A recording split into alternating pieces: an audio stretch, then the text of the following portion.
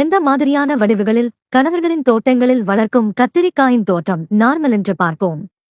நான் சில வாரங்களுக்கு முன்பு பதிவிட்ட வீடியோவில் கத்திரிக்காயின் ஆரோக்கியத்தை மேம்படுத்தவும் அந்த கத்திரிக்காய் சரியான முறையில் பராமரிக்கப்படுகிறதா என்ற தலைப்பில் ஒரு வீடியோவை பதிவேற்றம் செய்திருந்தேன்.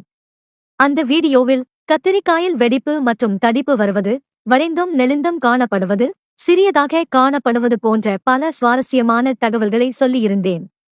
அந்த வீடியோவில் கமெண்டாக தங்களின் கத்திரிக்காய் குள்ளமாகவும் பெரிய வடிவில் வளர்ந்து கொண்டிருப்பது போன்ற பல கமெண்டுகளை பார்க்க நேர்ந்தேன். அதனால் அவர்களின் கேள்விகளின் விடைகளாக இந்த வீடியோவில் எந்த மாதிரியான கத்திரிக்காய்கள் நார்மல் என்று பார்ப்போம்.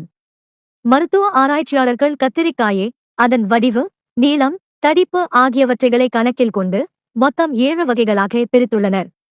அந்த 7 வகைகளில் உங்களின் தோட்டங்களில் வளர்க்கும் கத்திரிக்காயும் ஏதாவதொன்றைப் போல் இருக்கிறதா என்று சரிபார்த்துக் கொள்ளுங்கள். முதலாவதாக பென்சில் வடிவு. பென்சிலை போல் நல்ல ஷேப்பாகவும் ஒல்லியாகவும் நீளமாகவும் அதோட முனையே செதுக்கினால் எப்படி இருக்குமோ அதைப் போல் உங்களின் தோட்டங்களில் உள்ள கத்திரிக்காயும் இருந்தால் அது நார்மல் தான்.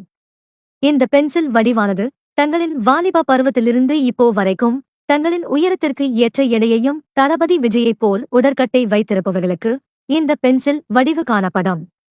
இரண்டாவதாக குடை மிளகாய் வடிவு. இந்த வடிவு